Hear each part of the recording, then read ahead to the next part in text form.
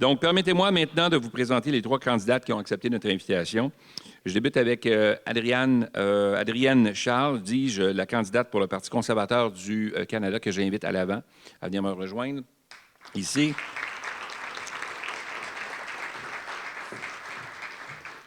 J'invite Nathalie Sinclair-Desgagnés, candidate pour le Bloc québécois.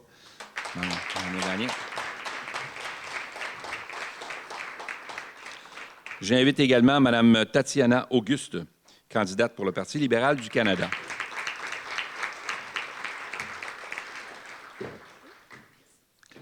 Donc, merci d'avoir répondu à notre appel et de vous prêter, évidemment, à cet exercice. Tout est beau? Parfait, super. Donc, vous avez tous un micro. Je veux juste m'assurer que les micros fonctionnent. Donc, si vous faites un petit test. 1, 2, 1, 2. Voilà, ça fonctionne bien. Bonjour. Ouais, c'est bon. Bonjour. Et voilà, c'est bon. Alors, voilà. Donc, débutons maintenant avec vos présentations respectives. Vous aurez chacune 3 minutes. Donc, on vous laisse quand même le temps. L'idée, c'est de... En fait, je vais lire le texte tel quel. Et pour le bien de l'assistance, évidemment, je vous encourage à mentionner quel est votre lien avec Terrebonne durant ce mot d'introduction. On veut en apprendre plus sur vous, qui vous êtes, votre métier, vos passions, vos objectifs, mais sachez qu'aucune critique ou de sujet sensible envers un autre parti ne sera toléré. C'est vraiment la première. Pourquoi vous briguez le mandat sera une autre question. Là, pour l'instant, on veut apprendre à vous connaître davantage. Donc, je vais y aller avec la première candidate. Adrienne. Eh bien, bonjour. Donc, Adrienne Charles, candidate conservatrice dans Terrebonne. Qui suis-je? Bien, moi, j'ai travaillé 24 ans dans le domaine de la santé au niveau des laboratoires cliniques. J'ai diagnostiqué l'invisible, j'ai identifié des virus, manipulé des bactéries, j'ai peut-être diagnostiqué votre cholestérol, je ne sais pas. Donc, on donne aussi dans la banque de sang. Si vous avez besoin de sang, il y a eu un gros accident, bien, c'est la technologiste médicale qui va s'en occuper. Donc, après avoir élevé de nombreux défis dans le domaine de la santé, bien, j'ai eu le goût parce que j'avais encore de l'énergie, le feu sacré, j'ai eu le goût d'un autre défi. Donc, actuellement, je suis enseignante de sciences au secondaire. Je forme la relève, je forme l'avenir. Donc, ça, c'est pour ma carrière professionnelle. Je suis aussi une grande amoureuse de la langue française. Je suis auteure. J'ai 2 romans de publiés à notre actif. Le français, pour moi, c'est primordial. C'est important ici au Québec. Le français, c'est notre âme, c'est notre arme, c'est notre fierté, c'est notre identité. Donc, c'est une langue que je vais porter haut et fort à Ottawa. C'est une langue qui m'anime, c'est une langue qui me transporte. En parallèle à tout ça, j'ai beaucoup œuvré dans le milieu communautaire. Étant du domaine de la santé, bien, la santé publique aussi me tient aussi à cœur. Fait que j'ai monté beaucoup de colloques, de conférences. J'ai aidé à organiser une collecte de sang annuelle dans le milieu communautaire, dans la communauté. Donc, c'est moi, Adrienne Charles. Je suis une fonceuse, une battante. Soyez assurés qu'avec moi, ça va débloquer, ça va déboucher. Les dossiers vont avancer. J'ai mené plusieurs combats où j'ai pas eu peur de prendre le taureau par les cornes. Merci, Mme Charles. Merci. Merci beaucoup. Alors, vous avez eu le principe. On aime la passion. C'est ce qu'on voulait sentir ce matin. Madame Tatiana Auguste. Merci beaucoup. Donc, je voudrais commencer par saluer tout le monde et vous remercier d'être là aujourd'hui. Je m'appelle Tatiana Auguste, je suis la candidate du Parti libéral du Canada pour les élections partielles ici dans Terrebonne. Donc, moi, j'ai un bac en économie de l'Université Concordia. J'ai étudié en économie parce que pour moi, le monde des affaires, ça m'a toujours passionnée, mais aussi parce que c'était un vouloir de voir plus de femmes en économie qui est pas facile. Puis aussi, des gens issus de la diversité en économie, c'est quelque chose qu'on voit pas souvent, puis des perspectives différentes pour moi qui sont bien. Je me décrirais comme une personne dynamique, engagée dans plusieurs projets. J'ai fait partie de plusieurs conseils jeunesse où on aidait la ville justement à décider sur des enjeux plus locaux. Sinon, j'ai aussi travaillé j'ai été vice-présidente de la télévision communautaire de Frontenac. Donc, on est arrivé à sauver une télévision qui avait 40 ans de la fermeture. On a repris, on a donné un nouveau souffle avec des jeunes qui voulaient travailler en télé. Et aussi, j'ai travaillé à la Fédération des chambres des commerces du Québec, où j'ai été conseillère pour les PME, où je les ai aidés vraiment à savoir comment le commerce en ligne pouvait être la nouvelle voie pour eux. Puis je suis en politique parce que depuis les dernières années, je pense qu'on vit des temps incertains. Puis je voulais avoir un impact sur la communauté, faire partie du changement que je voulais voir et voir comment amener cette stabilité. Puis avec Terrebonne, pour moi, c'est une histoire d'amour. J'ai jamais habité à Terrebonne, mais ma famille a toujours habité à Terrebonne. Donc, c'est vraiment un endroit qui m'a vu grandir, que j'ai vu grandir. Je dis vraiment à tout le monde, j'ai vu Urbanova avant qu'il y ait des routes. Puis ça, je pense que même si je suis plus jeune, je pense que c'est quand même assez vétéran dans Terrebonne. Donc, vraiment, mon but, c'est de vouloir être votre voix à Ottawa, puis votre voix au sein du gouvernement. Merci. Mme Auguste. Merci. Allons-y maintenant avec Nathalie Sinclair-Desgagnés. La parole est à vous. Bonjour tout le monde, ça va bien? On est de bonne heure en matin, mais le printemps est arrivé, enfin. Donc, je m'appelle Nathalie Sinclair-Desgagnés. Pour faire une petite présentation courte, je suis moitié péruvienne, moitié québécoise. Ma langue maternelle est l'espagnol. J'ai un bac en économie de l'Université McGill et une maîtrise en économie de l'environnement à l'Université d'Oxford en Angleterre. J'ai ensuite travaillé à la Banque européenne d'investissement au Luxembourg et j'ai fait carrière dans les cabinets de conseil un peu partout. J'ai commencé à Londres, à Paris, ensuite Londres et ensuite je suis revenue au Québec en 2017, après avoir fait une carrière à l'international, entre autres parce que c'est chez nous ici. Donc, j'ai été élue en 2021, au tout début de la pandémie, et ça a vraiment été ça le moteur pour moi, de me présenter. J'étais la plus jeune directrice principale pour le Canada chez Deloitte, et je me trouvais inutile quand même. Pourquoi? Parce que des gens mouraient autour de moi. Et là, je me suis dit, c'est vraiment trop important. Je pense que mes connaissances, mes compétences peuvent servir à la population de Terrebonne, peuvent servir à la population du Québec. Le Québec a besoin d'avoir une voix. Et on le voyait, les décisions qui étaient prises au fédéral souvent oubliaient le Québec. On va revenir là-dessus, c'est sûr. Et je me suis dit que vraiment, c'était très important. C'est très important dans mon identité aussi d'avoir eu mon petit bonhomme la même semaine où j'ai été élue, en 2021. Et je pense que c'est important parce qu'on a peu de jeunes mères en politique. Et ça, c'est une tranche de la population, on est une tranche de la population qui est sous-représentée en politique. Et c'est très important pour moi de aussi représenter cette frange de la population qui est si importante. Une petite anecdote quand même que je veux raconter, parce qu'il me reste à peu près une minute, n'est-ce pas, Pierre? 20 secondes. 20 secondes, et là là. Bien, vous viendrez l'entendre après. Comme ça, je vous gâche pas le punch. Merci. Merci. Alors, merci, mesdames. C'est lancé. On a appris à vous connaître un peu plus. Maintenant, une question, Mme Sinclair-Desgagnés a déjà entamé un peu le pas, mais la question qu'on veut savoir aussi, c'est la motivation à briguer le mandat. Donc, vous aurez 2 minutes chacune pour répondre à ça. On débute avec Mme Desgagnés. Eh bien, merci, Pierre, parce qu'effectivement, j'avais commencé et, tu sais, je me posais des questions quand j'ai regardé le déroulement qui nous a été envoyé. Je me disais, tu sais, évidemment, je vais parler d'économie. Je suis économiste, j'ai pratiqué en tant qu'économiste, j'ai conseillé des entreprises à des hauts niveaux, niveau stratégique, je sais ce que c'est. On est à la Chambre de commerce. J'ai pu aider une entreprise de Terrebonne. À peine arrivée, je pense, dans ma 2e semaine, je rencontrais Julien Trussard, l'ancien président du conseil d'administration, et je l'ai aidé avec le Fonds stratégique d'innovation à obtenir des fonds pour son entreprise Oliva Capital. Ça, c'est juste un exemple après 2 semaines comme député. Mais vraiment, ce qui est important pour moi, le premier rôle d'un député ou d'une députée, c'est de servir le citoyen. Donc, au niveau micro, de servir le citoyen. Quand un citoyen a besoin d'aide avec son assurance chômage, on ne va pas le laisser traîner. Notre bureau va fonctionner. Il a toujours fonctionné. J'ai la chance d'avoir de nombreux témoignages qui viennent à moi maintenant de gens que j'ai pu aider concrètement. C'est la première chose. Mais il ne faut pas oublier le citoyen corporatif non plus. Et là, on est à la Chambre de commerce. Aider le citoyen corporatif, c'est très important. Mais pour les aider, il faut les connaître.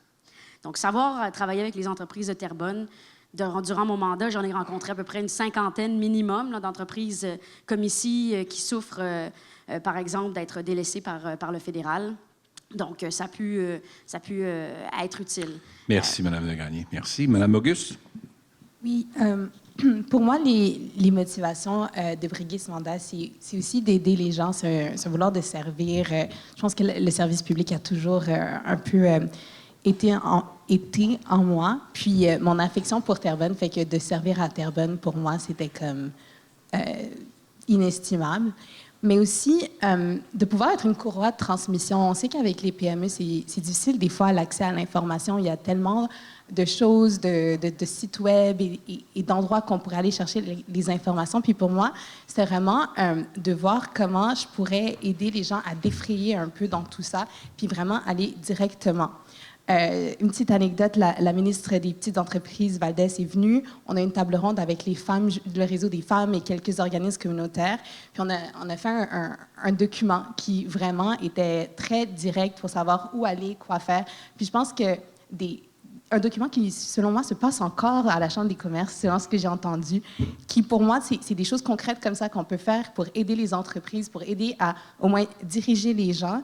Puis je vais finir avec, je pense que ça fait longtemps que Terrebonne est dans l'opposition, puis j'aimerais que Terrebonne continue à avoir une voix au sein du gouvernement où on va pouvoir directement aller aux choses puis faire atterrir des projets plus facilement. Merci. Merci. Madame Charles? Bien, moi, ce qui me motive, c'est qu'à l'heure actuelle, l'économie va mal.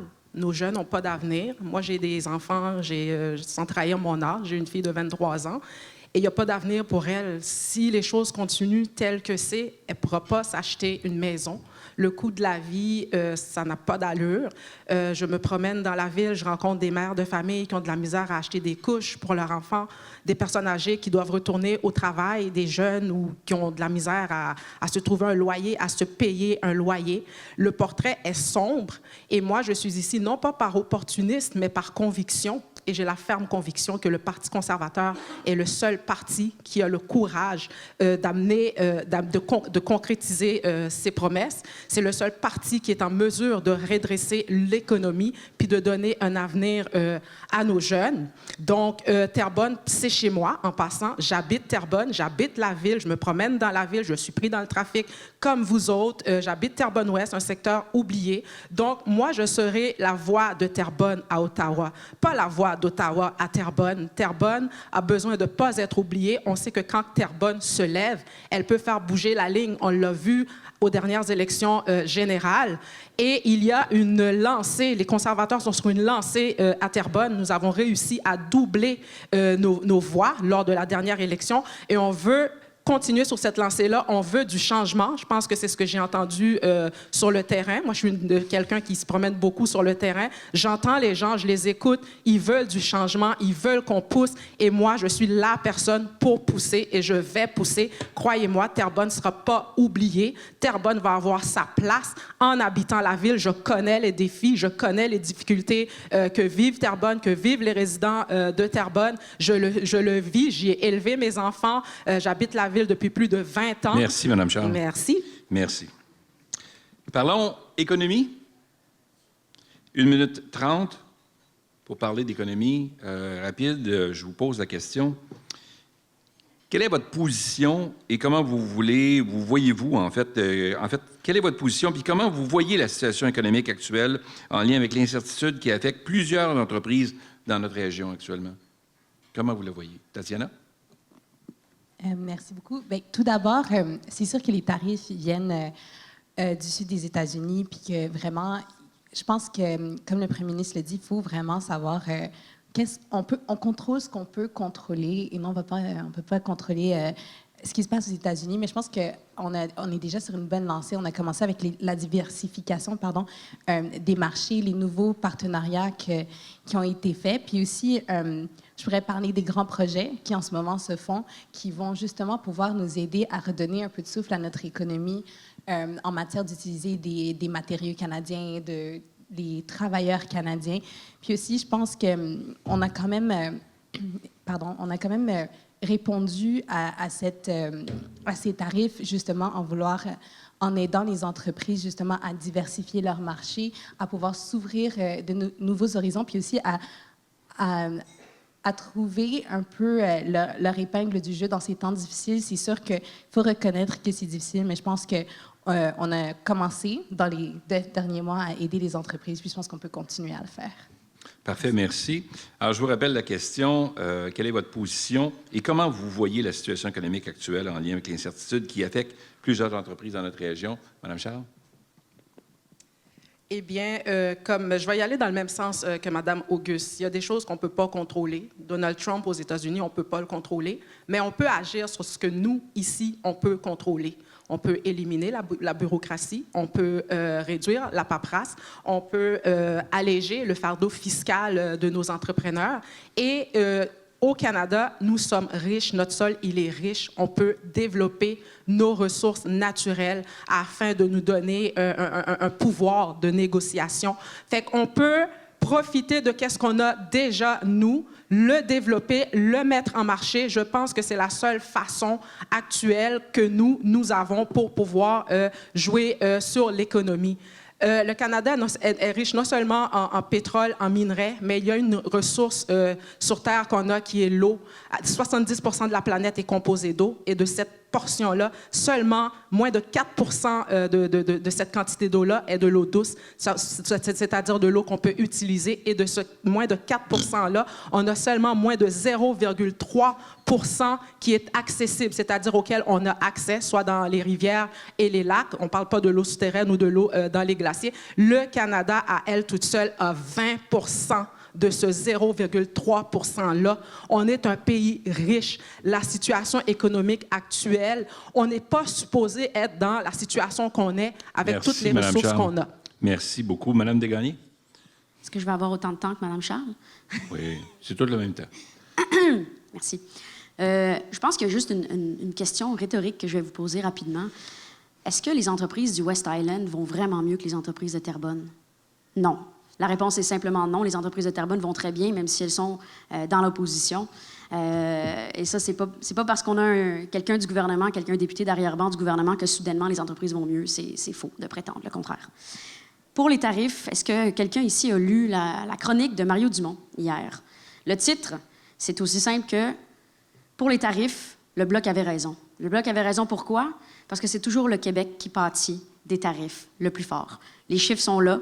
En 2025, les exportations aux États-Unis ont chuté 2 fois plus vite au Québec que dans le reste du Canada. Pourquoi? Parce que quand l'industrie de l'automobile va mal, quand elle tousse, on se précipite pour l'aider. Quand les industries d'ailleurs au Canada vont mal, on se précipite. Mais jamais un député libéral ou conservateur québécois va se lever. Mais conservateur, il y a peut-être une nuance pour le Saguenay, parce qu'ils ont travaillé avec les députés du Bloc. Mais jamais un député libéral québécois va se lever pour les entreprises du Québec. Il me reste du temps, parce que c'était 1 minute et demie, c'est fini. Je peux continuer longtemps là-dessus. Non. Merci. Bon.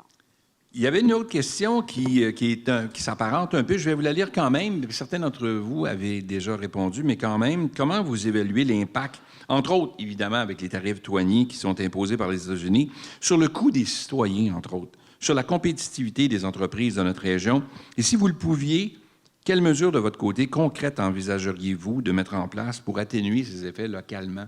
Comment, comme député, vous pouvez faire une différence? C'est souvent la question qu'on se pose. Donc, je vous la pose. Qu'est-ce que vous pourriez faire de différent pour nos entreprises qui sont trop prises avec ça? Nos citoyens qui vivent les contre-coups. On a l'essence qui augmente, on le voit. Inévitablement, les coûts de transport vont être élevés. Ça va avoir une résultante sur le prix final à l'épicerie ou les biens de consommation. Donc, ça a des impacts. Qu'est-ce que vous pouvez apporter, vous autres, de votre côté, pour faire la différence? Donc, on y va cette fois-ci avec... Mais je vais utiliser les prénoms, ça va être plus facile. Alors, Nathalie? D'abord, je gérerais un peu mieux le budget. Le budget, cette année, au dernier budget, en novembre, M. Carney a réussi à doubler le déficit fédéral de M. Trudeau. Ça, c'est pas normal. On envoie la moitié de nos impôts. Je suis économiste, je suis un petit peu obsédée par le déséquilibre fiscal, je l'admets. Mais on envoie la moitié de nos impôts au fédéral. Pour quels services de proximité? La santé, l'éducation, c'est des services desservis par le provincial. Et pourtant, le fédéral arrive à faire des déficits records, des déficits qui nuisent à l'investissement dans nos entreprises. Parce que quand les entreprises à l'étranger disent ça, quand ils voient ça, le déficit du Canada, ils disent « Ouais, mais là, le Canada va pas bien, là. Il faut agir. » Donc, les entreprises d'ici ont besoin. Mais une chose qui est très importante, c'est d'un côté, arrêter de gaspiller l'argent au fédéral. Là, on va pouvoir en parler. Il y a tellement de gaspillage qui se fait, notamment des consultants. J'ai été vice-présidente du comité des comptes publics, où on a sorti, entre autres, à Rivcan. On engage des consultants à coût de dizaines, de centaines de millions, voire des milliards sur Curam, pour absolument aucun service. Le dernier scandale, Curam, c'est plus de 5 milliards juste en dépassement de coûts qui s'en vont dans les poches de consultants qui pourtant échouent. Comme avec Phoenix, c'est les mêmes qui échouent. Donc ça, c'est pas normal. Ça. Il faut mieux gérer notre argent. Si le fédéral était géré comme une entreprise, ça fait longtemps que des ministres auraient perdu leur travail. Merci. Madame Charles? Bien, moi, j'appuie totalement Mme Sinclair-Desgagnés dans ce qu'elle vient de dire. Et puis, justement, bien, au Parti conservateur, tout ce que vous venez de dire là trouve écho. Donc, votre question trouve écho au Parti conservateur parce que nous, on se positionne pour le citoyen. Nous, on est là pour aider la population. C'est notre message clé, c'est notre message qu'on répète, qu'on martèle constamment. On veut donner un avenir à nos jeunes. On veut enlever la paperasse, la bureaucratie. Ce sont toutes des choses qui font en sorte que bien, le citoyen, il est pris, il a les mains liées. Beaucoup de gaspillage, beaucoup de dépenses inutiles, beaucoup de barrières qu'on pourrait enlever, qu'on pourrait effacer. Tout ça, ça serait toutes des choses qui amèneraient un plus grand pouvoir d'achat pour la population, pour les citoyens, alléger le fardeau fiscal des entreprises, leur permettre de faire ce qu'ils font de mieux, c'est-à-dire produire des produits de qualité, faire rouler l'économie, créer de l'emploi. Fait qu'au Parti conservateur, on place le citoyen en premier. C'est sûr que vous votez conservateur, vous avez les coups des franches, vous êtes libre, vous pouvez vous donner, aller chercher ce qui compte vraiment pour vous. Un avenir pour nos jeunes, ça on ne dira jamais assez, abaisser le coût de la vie. Ça, c'est notre leitmotiv, c'est notre mot d'ordre. C'est ce qu'on va faire. Je suis élue députée demain matin ou le 13 avril. C'est sûr et certain que c'est le citoyen. Charles. Merci, Mme Charles. Tatiana? Oui, mais c'est sûr que tout le monde reconnaît que le coût de la vie a augmenté, l'instabilité dans le monde, ça n'aide pas du tout l'inflation. Puis c'est sûr qu'on a commencé avec des mesures qui vont pouvoir essayer d'alléger pour un moment, le temps qu'on trouve justement des solutions avec les États-Unis, comme la baisse d'impôt de 1 % qu'on a eu, l'allocation pour l'épicerie et les besoins essentiels qui s'en vient bientôt pour les citoyens. C'est sûr que ce n'est pas des mesures qui vont pouvoir être éternelles, mais de pouvoir donner un souffle aux citoyens aussi, c'est très important. Puis ça, c'est des choses concrètes. Puis aussi, le fait d'avoir baissé les impôts pour les PME à 9 % aussi, c'est des choses qui vont permettre justement aux PME puis à tout le monde de souffler un peu parce que c'est ça qu'on a besoin dans un monde incertain où on ne sait pas trop où est-ce qu'on s'en va avec les différents dirigeants qu'on a. Puis justement, revenir à, c'est comment est-ce que nous, on peut gérer ce qui se passe. Puis oui, je suis d'accord, on peut baisser la bureaucratie, puis c'est déjà quelque chose, les reviews qui sont en train d'être faits en ce moment au gouvernement fédéral pour voir comment est-ce qu'on peut rendre la tâche plus facile, non seulement nos PME, et faire que le gouvernement soit moins gros. Je pense que c'est tous des projets entamés, mais je pense qu'en un an, on n'a pas encore eu le temps de finir ces choses, mais avec M. Carney, c'est clair qu'on a déjà commencé ces choses. Merci, Tatiana. Alors, allons-y cette fois-ci avec un autre sujet, l'immigration et la main-d'œuvre. On a un bloc de 10 minutes ensemble. Et là, c'est là que vous pourrez vous challenger ensemble, si vous voulez. Plusieurs entreprises font face à des défis importants liés à l'immigration, vous le savez, notamment en ce qui concerne les délais et la complexité des fameux renouvellements des permis de travail et l'accès au statut de résident permanent. On en entend parler avec le PEC chez nous. On entend parler d'une clause, on souhaiterait une clause grand-père, on souhaiterait garder les immigrants qu'on a en fait accueillis les bras ouverts quand on en avait besoin. Et là, tout d'un coup, on est rendu à une étape où là, on dit, finalement, tu peux retourner chez vous. Alors, c'est pas tout à fait logique. Et c'est honteux de notre côté aussi. Alors, mais il reste que le fédéral a le dernier mot sur les permis de résidents permanents. Quelles solutions vous proposez pour améliorer l'anticipation et l'efficacité des dossiers en lien avec nos travailleurs étrangers temporaires? Qui veut débuter? Vas-y. Donc, l'immigration, dans un premier temps, l'immigration est une bonne chose. Moi, je suis issue de l'immigration. Je suis au Québec depuis plus de 40 ans. Donc, l'immigration contribue à l'évolution de notre belle société québécoise. Mais maintenant, à l'heure actuelle, est-ce que la façon que l'immigration est gérée, est-ce une bonne façon? Clairement, non. Je pense que le Québec a reçu plus que sa part d'immigrants qu'il pouvait intégrer, que ça a mis une pression sur le logement, sur le système de santé, sur l'éducation. Je pense que notre système d'immigration est actuellement brisé et on ne peut pas dire, bien, ça profite aux immigrants parce qu'eux, ils rentrent. Mais on a appris récemment que le gouvernement avait perdu plus de 150 000 dossiers d'immigration ou d'immigrants sans statut. Est-ce que ça leur est favorable? Je ne crois pas, parce que ces gens-là, sans statut, se retrouvent vulnérables. En quoi sont-ils aidés? Si tu reçois du monde et que tu n'es pas capable de les intégrer, tu ne les aides pas. Donc, notre système d'immigration est brisé. Nous, au Parti conservateur, qu'est-ce qu'on propose pour rejoindre plus votre question? On a quoi comme proposition pour les travailleurs étrangers et tout? Nous, ce qu'on propose au Parti conservateur, c'est dans un premier temps, on veut réparer l'immigration. Mais si toi, tu as des travailleurs étrangers et que tu as besoin de tes travailleurs étrangers, on ne va pas les expulser. On va donner un délai jusqu'à un délai de 5 ans pour que vous puissiez garder vos employés,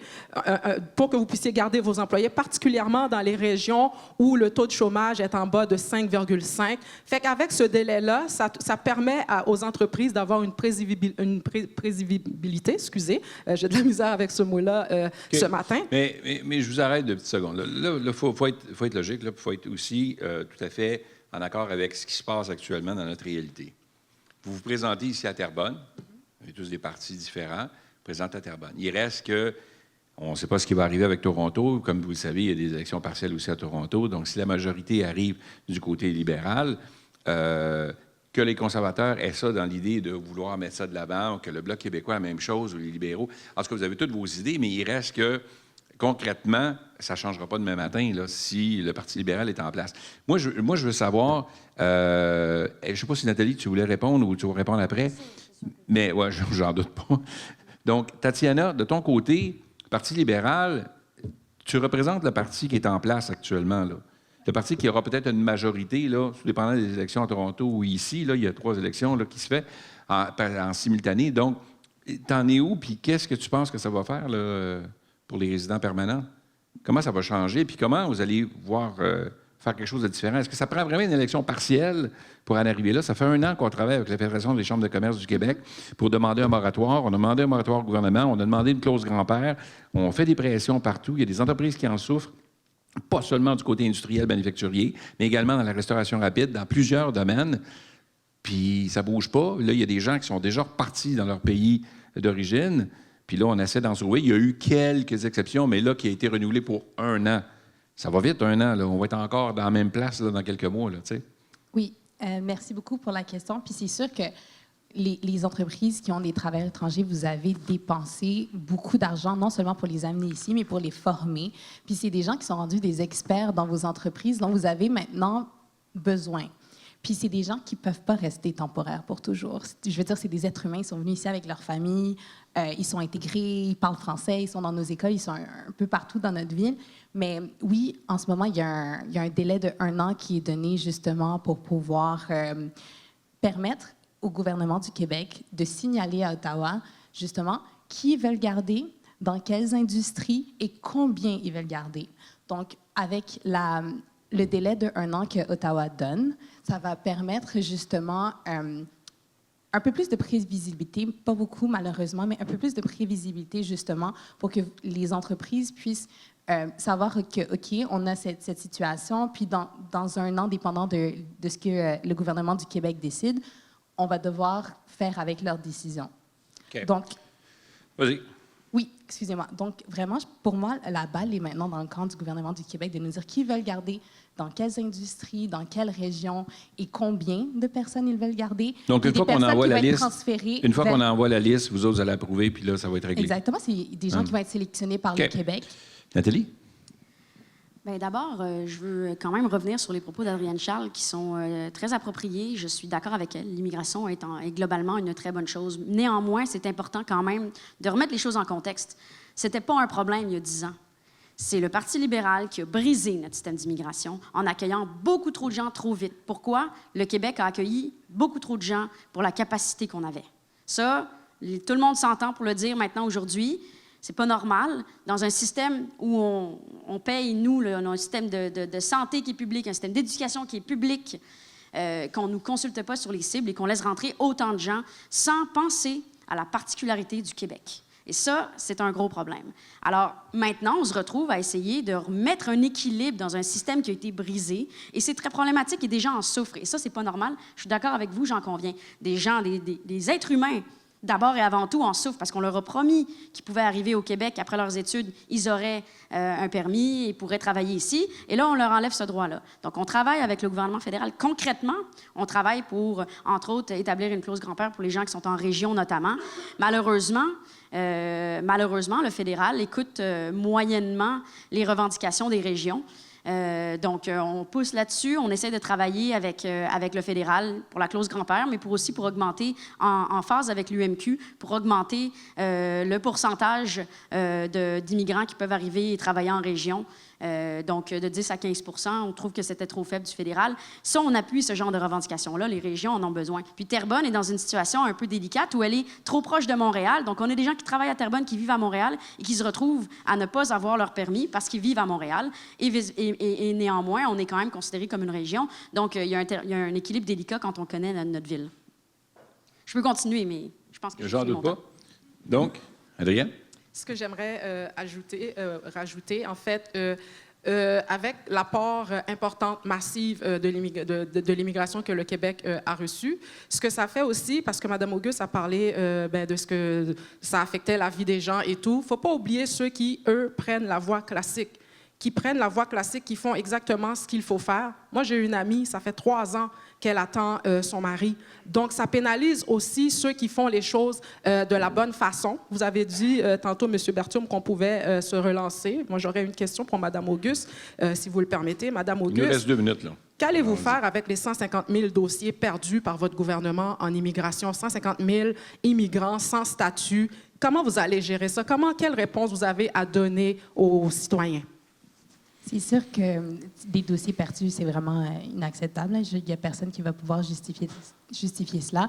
Mais je pense que c'est une question, avec les citoyens, de pouvoir avoir des gens qu'on va pouvoir collaborer ensemble pour établir leur statut, pour justement les aider le plus que possible, parce que se lancer la balle, ça va servir à rien, ça va aider à personne. Puis c'est de savoir, avec ces gens-là, comment on va pouvoir les aider à justement rétablir leur statut. Nathalie? Bien, merci pour la question, Mme Charles. Il y a quand même un point que je voudrais rajouter.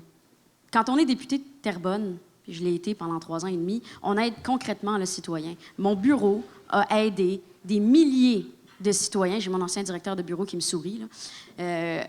Des milliers de citoyens, soit à faire venir leur famille, soit à rester au territoire. Puis c'est malheureusement mon collègue Luc Thériault qui a dû aider une famille de Terrebonne, une famille colombienne qui se faisait expulser. C'est pas le bureau de Mme Auguste qui les a aidés, c'est le bureau de Luc Thériault, le comté voisin, mais qui s'est levé, c'est le Bloc québécois qui s'est levé pour aider concrètement le citoyen. Donc, je le rappelle, le rôle de député principal, le rôle premier du député, c'est d'aider le citoyen, qu'il soit individuel ou corporatif. Donc c'est un bon exemple concret de ce que fait une députée. Est-ce que je pourrais juste En ajouter? conclusion? Oui, mais c'est sûr que c'est très difficile d'aider moi-même. Tu sais, le bureau est encore présent, puis je sais que les employés qui sont encore là travaillent très fort pour pouvoir aider de leur mieux. Puis c'est sûr qu'en temps de campagne, c'est pas possible pour moi de directement aider. Puis si tout le monde peut mettre la main à la pâte pour aider, c'est sûr que c'est important, mais c'est un dossier qu'on suivait aussi au bureau depuis un bon moment. Puis c'est des citoyens, je ne veux pas trop parler de leur vie personnelle, mais c'est quand même des gens que mon équipe ont côtoyé puis ont aidé. Donc, je voudrais quand même que ce soit mieux là. Merci. OK, on vous emmène sur un autre sujet. Les programmes fédéraux et entrepreneuriat. Il y a beaucoup de programmes. On entend souvent que les entreprises pourraient bénéficier de programmes, pourraient bénéficier de subventions, de financements, d'allègements, une structure un petit peu plus facile pour remplir les documents, les formulaires, pour avoir accès à toutes ces aides-là. Il dit, bien, pourquoi tu ne profites pas de ça? Puis souvent, ce qu'on entend, c'est le fameux R&D, c'est-à-dire les recherches et développement. Ce n'est pas toutes les entreprises qui ont des départements d'R&D, puis il y a des entreprises qui en ont besoin. Oui, d'R&D, mais pour l'innovation, mais on a besoin aussi dans le concret, là. Qu'est-ce qu'on fait pour aider? Alors, comment, comme député de Terrebonne, vous pouvez nous aider à voir plus clair un peu par rapport à toute cette situation-là, puis tous ces programmes-là où on s'y perd un peu, où l'entrepreneur s'y perd, puis trouve ça complexe de prendre le temps de remplir tout ça pour finalement avoir des réponses, des fois, qui s'avèrent négatives au bout de 2 mois, 3 mois, s'il n'y a pas de découragement avant. Là, c'était pas écrit dans la question, là, je l'ai formulé. Là. Je me sentais inspiré un matin.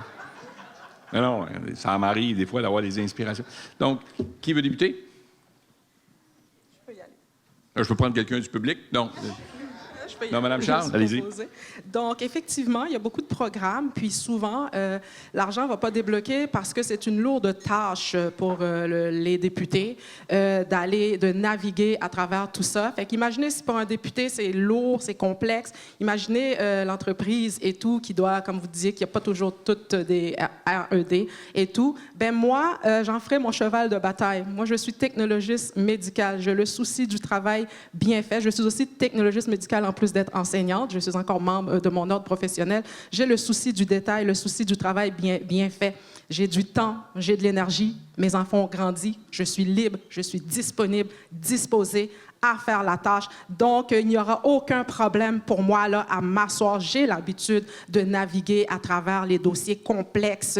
J'ai aidé beaucoup de personnes de mon entourage. Moi-même, j'ai dû affronter des administrations lourdes. Ça ne me fait pas peur. Donc, je serai là pour vous, quitte... Je comprends.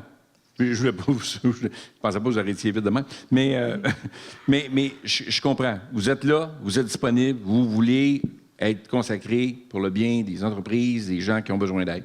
Mais concrètement, là, on s'y perd un peu avec tous les programmes qu'il y a de l'avant. Puis la pire affaire qu'un entrepreneur peut apprendre, mais t'en as pas profité. Ils viennent de fermer le budget, là, il y avait encore du cash, il y avait de l'argent là-dedans, tu n'aurais pas à en chercher, puis tu étais éligible. Bien, on ne savait pas. Alors, on fait quoi pour savoir ça, Nathalie? Bien, premièrement, quand j'étais députée, on faisait à tous les ans, avec la Chambre de commerce, un café de la députée, quand le budget sortait, pour expliquer tel programme est ouvert, tel programme est fermé. Il y a beaucoup de gens ici que j'ai vus à mon café de la députée. Pourquoi? Parce qu'il faut quelqu'un qui comprenne le budget pour pouvoir l'expliquer, ça c'est sûr. Mais ensuite, il faut informer les entreprises. Ce que beaucoup d'entreprises de Terrebonne me disaient, c'est le fédéral, c'est loin. Et effectivement, c'est loin. Alors, on ne comprend pas, on ne connaît pas tous les programmes. Donc, l'information, il faut qu'elle circule. Il faut qu'il y ait quelqu'un qui comprenne le budget, qui véhicule cette information-là aux entreprises. Et donc, après ça, j'avais des dizaines d'entreprises qui me contactaient pour obtenir de l'aide. OK, est-ce qu'il y a quelque chose pour moi? Ah oui, il y a ce programme-là qui vient d'ouvrir. Profitons-en, c'est nos impôts. Tant et aussi longtemps que le Québec va faire partie du Canada, on envoie nos impôts là-bas. Il faut qu'on puisse en profiter aussi. Et souvent, les entreprises québécoises, justement parce qu'elles ont souvent deux types de formulaires à remplir, une pour le Québec, une pour le Canada, ça devient beaucoup trop de paperasse, ça devient beaucoup trop compliqué. Mais il faut continuer à aider les entreprises d'ici parce que c'est notre argent. Donc, il faut aller le récupérer. Tatiana? Oui, donc avec mon bureau, dans les 9 derniers mois, on avait pris l'habitude justement d'envoyer des communiqués quand les programmes sont ouverts. Donc, de pouvoir justement dire aux entreprises, il y a tel programme qui sont ouverts, voici les critères, voici comment vous pouvez y accéder. Puis aussi, on offrait notre aide justement pour avoir de l'accompagnement, justement, pour pouvoir dire, OK, c'est pas facile, mais voici comment vous pouvez faire. Puis plusieurs entreprises et même organismes communautaires qui pouvaient justement, à travers l'aide du bureau fédéral, recevoir de l'aide, puis aussi les mettre en contact avec Développement économique Canada, qui justement est là pour aider les entreprises, qui peuvent les aider à justement cheminer dans ce chemin-là. Donc, d'être une courroie aussi de transmission, parce que je sais que c'est long, puis que des fois, c'est difficile d'avoir accès à l'information. Donc, c'est justement le travail que j'ai fait durant les 9 derniers mois. En Est-ce que conclusion, je peux Mme ajouter Charles? quelque En chose? conclusion? Ben, moi, c'est sûr qu'on va s'y retrouver avec moi, puis j'en ferai personnellement le suivi pour m'assurer que tout est, excusez l'anglicisme, on point, parce que je suis déjà comme ça, de par mon métier, de par mon travail. Je fais le suivi avec les élèves oublient, je m'assure que tout est fait, je veux leur bien, je veux leur réussite, puis j'aurai cette même attitude-là envers les entreprises de Terrebonne. Allons vers un autre sujet, le développement territorial. C'est important. Les infrastructures. Dans notre région, là, j'ai essayé d'être évasif, j'ai essayé d'être... Ceux qui connaissent la région vont reconnaître où je m'en vais, là, mais dans notre région, certains terrains appartiennent à la Défense nationale encore aujourd'hui, notamment dans des secteurs boisés qui doivent être déminés Ça avait servi à l'époque, donc ça a besoin d'être déminé avant d'être accessible pour le développement industriel. Par ailleurs, les infrastructures demeurent bien évidemment un enjeu majeur pour leur soutenir la croissance. Selon vous, quel rôle devrait jouer le gouvernement fédéral pour accélérer, dis-je, ces enjeux et soutenir le développement économique de notre territoire? Et comment votre implication peut faire la différence qui fait que... En fait, la question là, qui tue, là, que le maire de Terrebonne veut savoir, là, c'est lequel des trois qui va être capable de débloquer ces terrains-là pour qu'on puisse les développer puis qu'on puisse déminer ça avec du cash là, pour le faire, parce qu'on n'a pas les moyens, nous autres, de faire ça localement. Je vais commencer, mais merci beaucoup pour la question. C'est sûr que c'est la question qui est sur toutes les lèvres, surtout celle de M. Traversy. C'est sûr que dans les derniers mois, on a travaillé très fort justement pour savoir mais où est-ce que ça bloquait, pourquoi ça bloquait, puis comment est-ce qu'on peut justement collaborer pour qu'on ne remette pas à la ville, par exemple, des terrains qui sont contaminés, qui va leur coûter des millions de dollars justement à décontaminer. Il y a des études qui doivent être faites, c'est des terrains avec un niveau d'environnement très particulier. Donc, je pense que oui, c'est long avec les terrains de la défense. Je pense qu'il faut faire de la bonne façon, donc de ne pas redonner à la ville quelque chose puis qui finalement se retrouve avec des problèmes. Donc, c'est sûr que je travaillerai très fort pour pouvoir voir où est-ce qu'on peut faire débloquer cet enjeu pour la ville. Mm-hmm. Mme Charles? Comme j'ai déjà dit à M. Traversy lors de la dernière campagne électorale, ça vous prend absolument une députée conservateur à Terrebonne. Pourquoi? Parce que nous, dans notre plan, dans nos promesses électorales l'année dernière, et c'est encore le cas, on s'engageait déjà à céder les terres fédérales à la ville. On s'engageait déjà dans un premier mandat à faire l'inventaire de tous les terrains fédéraux et à en céder 15 %. C'est sûr que si on la cède, on ne cédera pas un terrain miné. C'est sûr qu'on va faire le nécessaire pour appuyer la ville pour la décontamination. Donc, pour nous, au Parti conservateur, c'est comme si c'était déjà fait. Donc, M. Traversy, vous pouvez compter sur moi que c'est sûr que si je suis élu député de Terrebonne le 13 avril, votre terrain, vous allez l'avoir et il sera aussi déminé. Oh, mais là, attendez une minute, là. C'est tout bien beau, là. Mais vous êtes bonne, là. Ça fait partie de nos promesses électorales. Non, mais pour une fraction de seconde, j'y ai cru sérieusement. Je me suis dit, ça y est, c'est fait. Mathieu, c'est fait. Mais le problème, c'est que on parle de 3 élections partielles, là. Ça, on ne parle pas l'ensemble du Canada. Donc, les conservateurs, demain matin, M. Poilievre ne sera pas là, nécessairement, là, je veux dire, pour... comprenez-moi ce que je m'en vais, là, dans le sens que bien. si les libéraux obtiennent la majorité, là, comment les conservateurs vont venir qu'à changer ça, tu sais? Gardez ça en tête, je vous reviens. Nathalie? Merci. Effectivement, on va avoir un gouvernement majoritaire libéral. Néanmoins, il y a quand même un point qui est très important. C'est... dans la dernière année, c'est pas juste une anecdote. J'ai retrouvé une job à la direction générale de la Ville de Montréal, mais on m'a quand même écrit, quelqu'un de l'administration de la Ville de Terrebonne m'a quand même écrit pour avoir mes contacts au ministère de la Défense nationale, tellement que ça brettait au bureau de la députée de Terrebonne. Et ça, c'est pas normal. C'est pas normal qu'on contacte quelqu'un qui n'est plus en poste, qui n'est plus député de Terrebonne pour avoir de l'aide sur un dossier qui devrait avancer. Et là où ça bloque, c'est pas la décontamination, parce que la Ville l'a pris en charge. Mais la Ville ne va obtenir absolument aucun sou du fédéral pour un terrain que le fédéral a contaminé. Et il est là, le problème. C'est pas normal que la Ville de Terrebonne se retrouve avec l'entièreté de la facture pour un champ de tir qui a été contaminé par le fédéral. Le principe du pollueur-payeur, tout le monde le comprend, tout le monde l'entend ici. Alors, c'est sûr que je vais continuer. J'ai beaucoup travaillé sur l'enjeu, je le connais de fond en comble. Et c'est sûr que si je suis députée, je vais essayer par tous les moyens d'obtenir de l'argent du fédéral. Puis juste un petit truc aussi. La semaine passée, mon collègue député de Saint-Hyacinthe a dû, en comité, interroger le ministre de la Défense sur ce sujet. Et il lui a fait obtenir l'information. Le ministre de la Défense nationale n'était absolument pas au courant de l'enjeu. La sous-ministre qui était présente ne savait pas non plus. Donc, c'est pas normal. Là. Ça fait 1 an qu'on regarde les contrats, qu'on regarde pour que le fédéral contribue, puis ils sont absolument pas au courant. Donc, c'est sûr que non seulement je vais les informer, d'abord, mais ensuite, je vais travailler pour obtenir un fonds, parce qu'il existe un fonds fédéral de décontamination des terrains que le fédéral a contaminés. Donc, c'est sûr que ça va être dans mes enjeux. Il faut connaître le dossier, il faut se l'approprier, ce qui est mon cas. Parti libéral, on vous écoute. Oui. Bien, c'est sûr que... On sent qu'il y a des femmes en place. Oui. Mais c'est sûr que quelqu'un de la ville ait contacté Mme Desgagnés. C'est sûr qu'ils auraient dû. J'étais une personne très accessible. Tout le monde m'a vu partout. Je veux dire, on aurait pu collaborer ici. Puis il faut aussi, je pense, faire la distinction entre le reste du terrain qui reste justement décontaminé, qui appartient encore au gouvernement fédéral, versus la partie qui a été cédée à la ville de Terrebonne, justement pour l'échangeur Urbanova.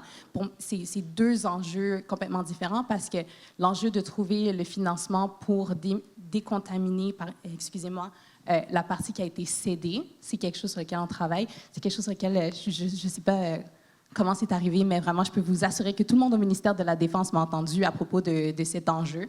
Puis le reste du champ de tir, je vais le nommer là, le champ de tir Saint-Maurice, c'est Non, mais encore... Nathalie, elle a volé le scoop, là, je ne l'ai pas dit, moi. C'est encore au gouvernement fédéral, puis c'est pas une facture qui est en ce moment à la ville. OK. Moi, là, je vais parler comme... Ben, pas comme, mais... Parler pour la Chambre, là, comme PDG, là. On a deux parcs industriels là, qui pourraient très bien communiquer ensemble. Il y a un échangeur qui s'en vient. On parle des GS, on parle de réduire du carbone et tout ça. Puis là, les gens partent le bout du parc. Là. Je prends le boulevard des entreprises du côté de Claude Léveillé. Là. Tu rentres par Claude Léveillé, ça fait un embouteillage de fou. Tu t'en vas directement au bout, là, où il y a maintenant Tanguay, là, qui est le centre de distribution, là, qui s'en vient là l'ancien Rona. Tu es au bout, là. Et là, tu dois repartir de là puis retourner à Claude Léveillé pour repasser devant par la 640, ce qui est complètement ridicule. Et là, il y a un échangeur qui va se construire. Puis on ne peut même pas déboucher les deux bouts là, de boulevard des entreprises. Au moins avoir une intersection qui fait que on va réduire, qui va être plus fluide, qui va être beaucoup plus intéressant pour nous. Là. Pourquoi juste débloquer une partie? Mais c'est sûr que la partie, je pense, c'est d'une entente avec le fédéral et la ville, je pense qu'il date de 2012, si je ne me trompe pas. Donc, c'est ce morceau qui a été cédé. C'est sûr que s'il y a de quoi faire pour une entente pour plus de terrain, je pense que ce serait à travailler. Mais pour le moment... Est-ce que la députée va être là? Absolument.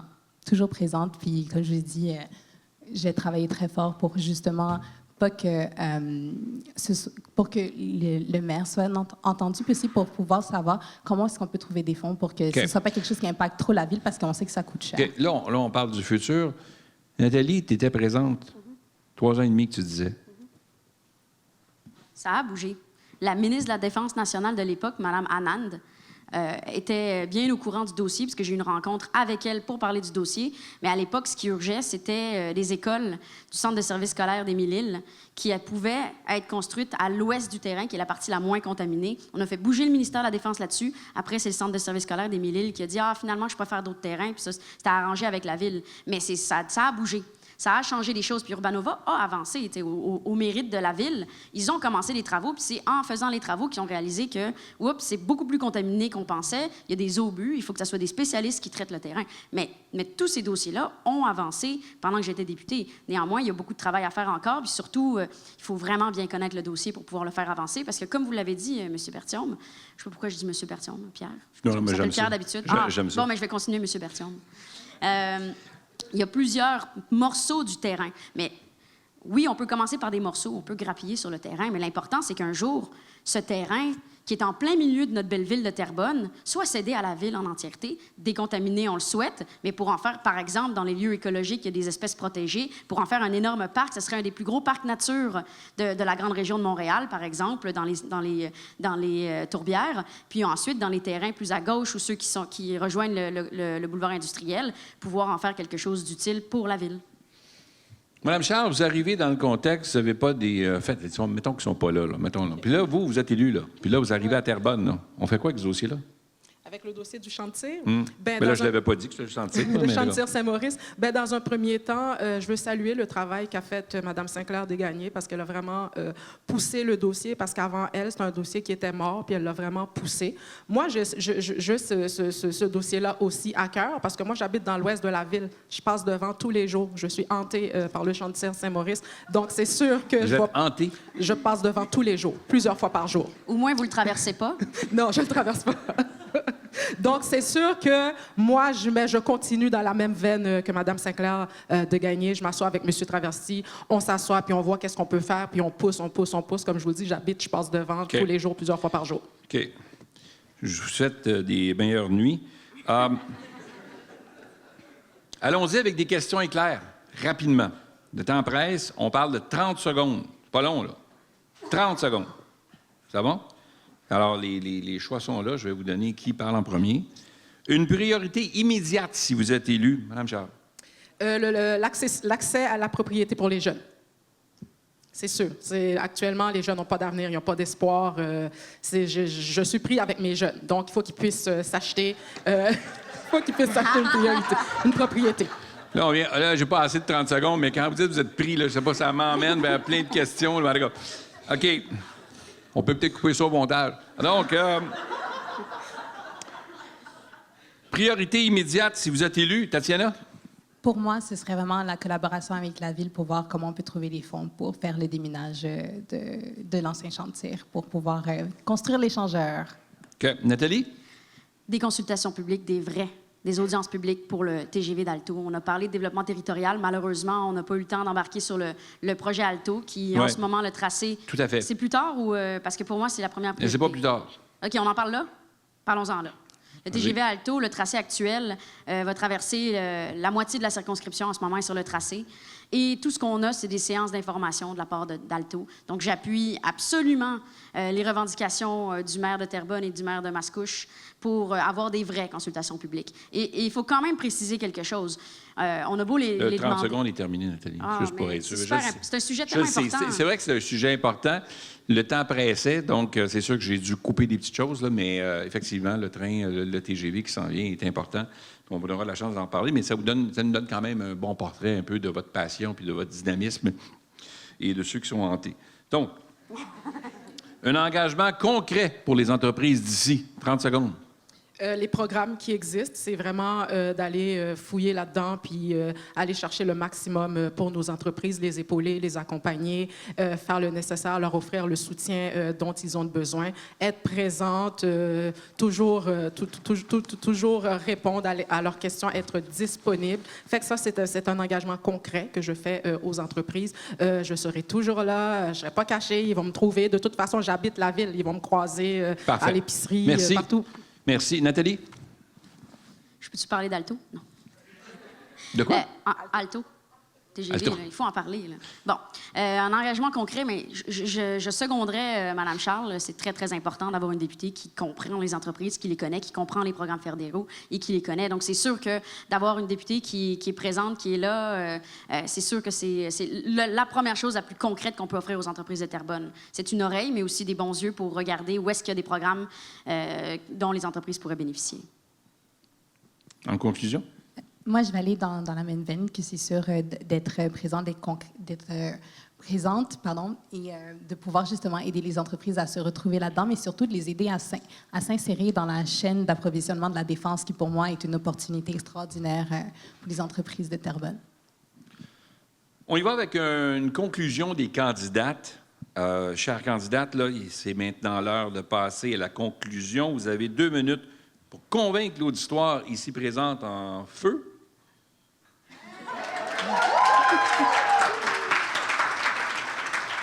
Vraiment naturel. Donc, l'auditoire en feu, comme je disais, qui vous écoute? Alors, on vote pour qui? On vote pour Adrienne Charles dans Terrebonne. Pourquoi? Bien, parce que je suis citoyenne de la ville. Je suis touchée par les mêmes enjeux. Et comme je l'ai dit tantôt, quand les citoyens de Terrebonne décident de se faire entendre, ils déplacent les lignes. Donc aujourd'hui, avec cette partielle, nous avons l'occasion d'envoyer un message encore plus clair à Ottawa. Terrebonne ne veut pas être oubliée. Je rencontre des familles qui n'ont jamais vu autant de pression sur leur budget, des jeunes qui doivent renoncer à leur désir de devenir propriétaires un jour, des citoyens qui peinent à se trouver ou à se payer un loyer, des parents qui coupent dans les activités des enfants parce que tout coûte trop cher ou encore des aînés qui doivent retourner au travail. Ce n'est pas une statistique pour moi, c'est notre vie quotidienne et c'est précisément pour ça que je me présente, pour remettre le coût de la vie au centre des décisions à Ottawa. Je suis une femme de terrain et je crois qu'un élu doit d'abord écouter avant de parler. Je fais campagne dans vos rues, je discute avec vous dans les commerces, je vous entends me dire que vous êtes tannés des promesses sans résultat.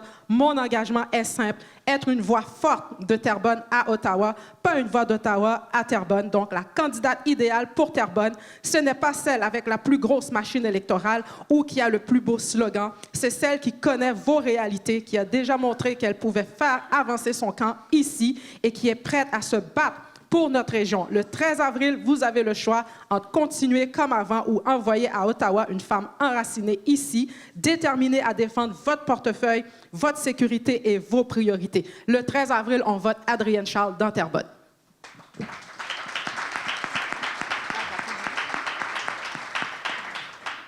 Alors, si vous êtes capable de faire ça en un seul respect, vous autres aussi, ça va être bon. Donc, non, mais moi, j'anime depuis des années, mais pas capable de faire ça. C'est fou, là.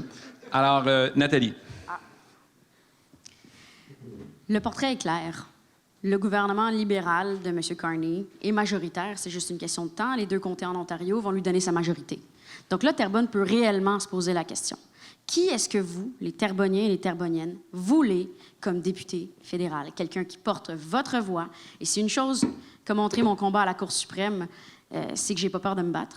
C'est que je vais toujours me battre pour des principes aussi importants que la démocratie. Et c'est de la même manière que je vais continuer à me battre pour les Terrebonniens et les Terrebonniennes, que ce soit dans le dossier du TGV d'Alto, qui est très important. On ne peut pas parler d'expropriation forcée sur la rive nord de Montréal en toute connaissance de cause. C'est inacceptable. C'est sûr que moi, ce n'est pas mon projet, le TGV d'Alto. Je ne suis pas contre le projet. Si le projet est bien fait, c'est une bonne chose. Néanmoins, il faut qu'il soit bien fait. J'ai grandi avec l'adage « Tout ce qui mérite d'être fait mérite d'être bien fait ». Et c'est très important pour moi de parler pour les citoyens de Terrebonne, que j'écoute sans compromis.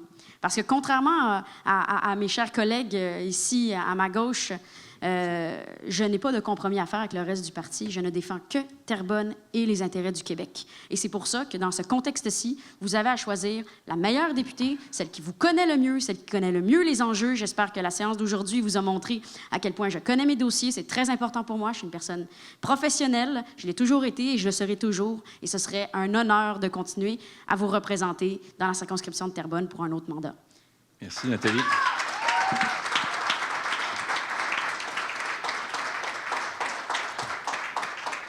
Vous avez la conclusion? Merci. Donc, c'est sûr que ici, à Terrebonne, dans les 9 derniers mois, je me suis enracinée, j'ai été présente, j'ai été à l'écoute.